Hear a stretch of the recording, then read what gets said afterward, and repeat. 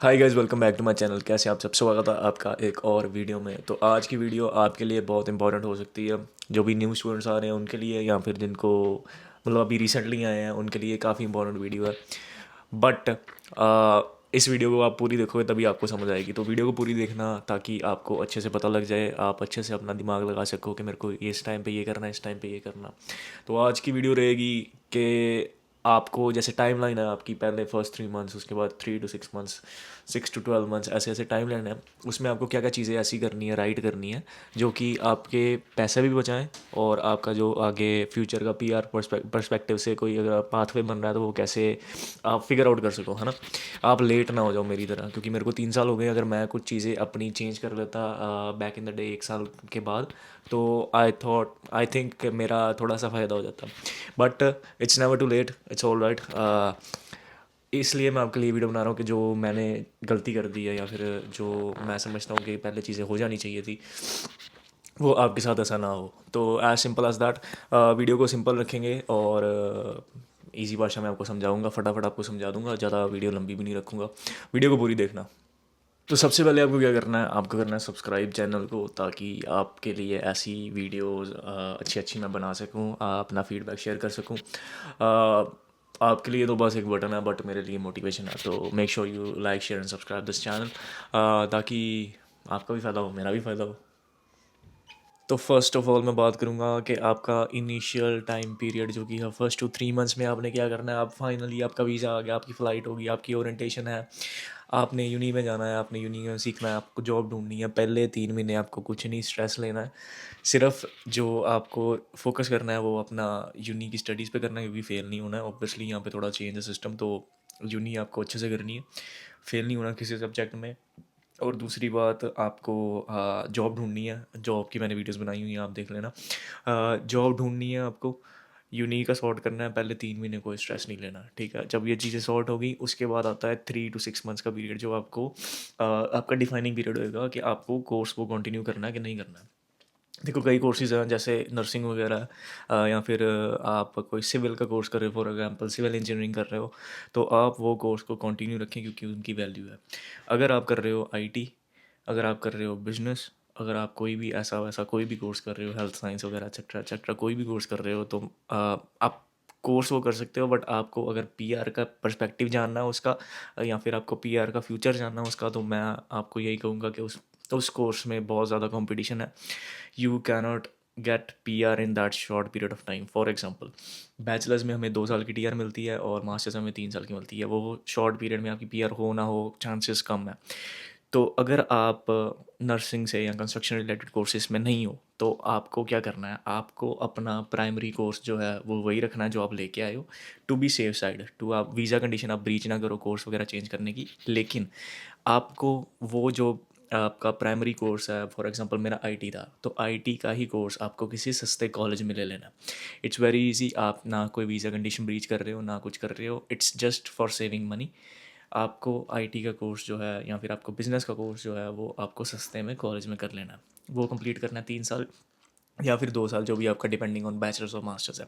साथ साथ में आपको क्या करना है, साथ साथ में you have to do any backup course. Backup course से मेरा क्या मतलब है? बैकअप कोर्स आपका वो होता है जो कि आपको पीआर की तरफ पुश करेगा।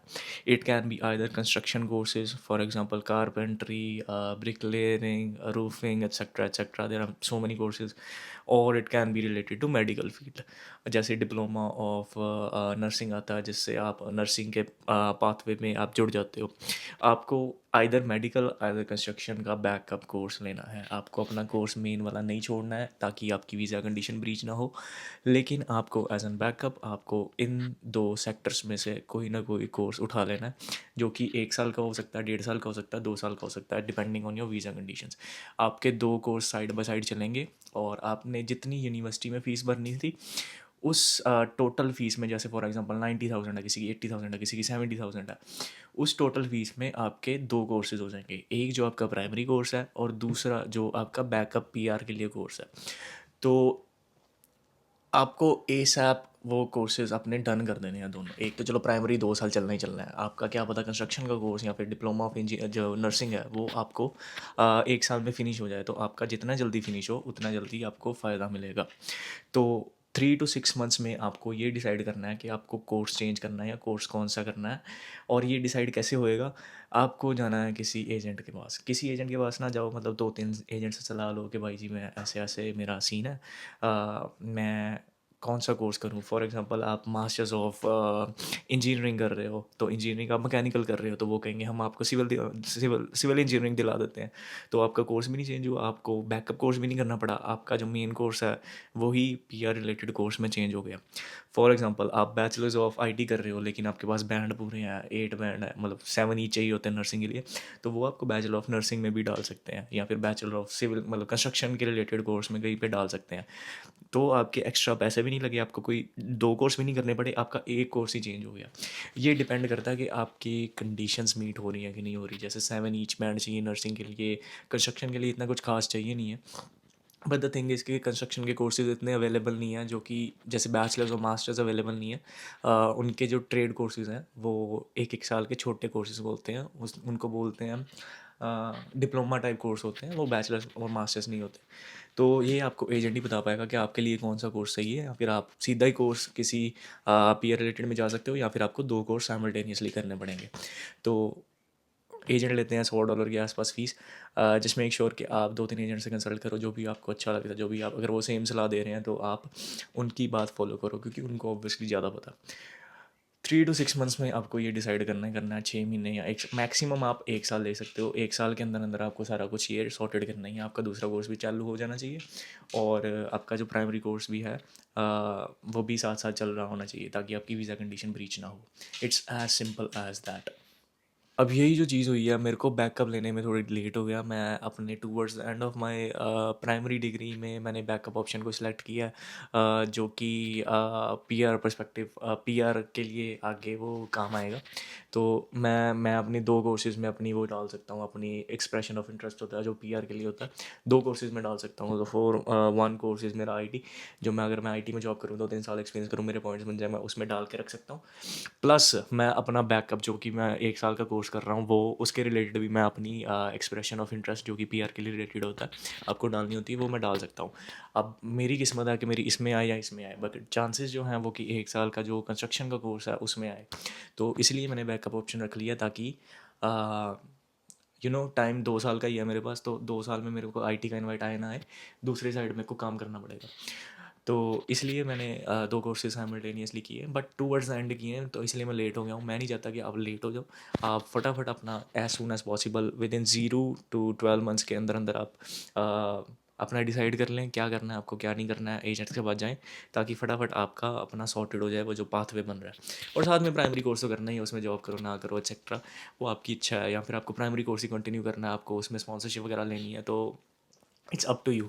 बाकी मेरा कहने का मतलब यही था कि आप just please have a backup, ताकि आपका ये ना हो कि आप एक ही कोर्स करते रहो, और उसके बाद जब आपका टाइम आए पीआर डालने का, या फिर आपका कोई भी फर्दर वीज़ा डालने का, तो उसमें कोई आपको दिक्कत है, या आपकी ग्रांट ना हुए, या आपको इनवाइट ना आए, क्योंकि पॉइंट्स वगैरह कंपटीशन वगैरह हाई है, स्टूडेंट्स भी बहुत हैं। Construction sector is the best for now. अभी 2-3-4 साल वही चलेगा, क्योंकि ओलंपिक गेम्स हैं ब्रिस्बेन में क्वींसलैंड में, तो स्पेशली कंस्ट्रक्शन सेक्टर बूम में है। हर कहीं है, क्योंकि लोग ज़्यादा हो रहे हैं, घर इनके पास है नहीं, तो घर बनाने हैं, तो कंस्ट्रक्शन का ही काम है सारा। तो द थिंग इज़ दैट कि आप किसी कंस्ट्रक्शन में अगर कोर्स लेते हो, आपका फ़ायदा हो सकता है। जैसे अभी बाकी मैं कोर्स मेरा चल रहा है, जब मेरा ख़त्म होएगा उसके बाद क्या प्रोसेसेस हैं, उसके बाद क्या करना है, आईटी का साथ साथ में क्या करना है, वो मैं वीडियो आपको तब बना के बताऊँगा कि मेरा किस चीज़ में फ़ायदा हो गया, किस चीज़ में कैसे करना है, कौन सी मिस्टेक आप ना करें। बट ये वीडियो आप न्यू स्टूडेंट्स के लिए इसलिए है, ताकि आपका फिगर आउट हो जाए एज सुन एज़ पॉसिबल, और आपका फ़ायदा हो जाए। मैं आपका फ़ायदा सोच रहा हूँ। तो this is how would I start if मेरे पास थोड़ा मैं अगर कर सकता स्टार्ट, तो मैं ऐसे अपना जर्नी को प्लान करता। लेकिन पहले गाइड करने को नहीं होता है, थोड़ा लेट हो जाता है, but it's okay, it's never too late. आप एस आप अपना स्टार्ट करो जब भी आप कर सकते हो। अपना पैसा पूसा देखो कितने हैं, आपकी फ़ीस कितनी है, एट्सेट्रा सब कुछ आप अपना मैनेज करके देखो जो करना है। But this is the thing कि आप you must have a backup option. तो यही था वीडियो में आज के लिए। Thank you guys for watching.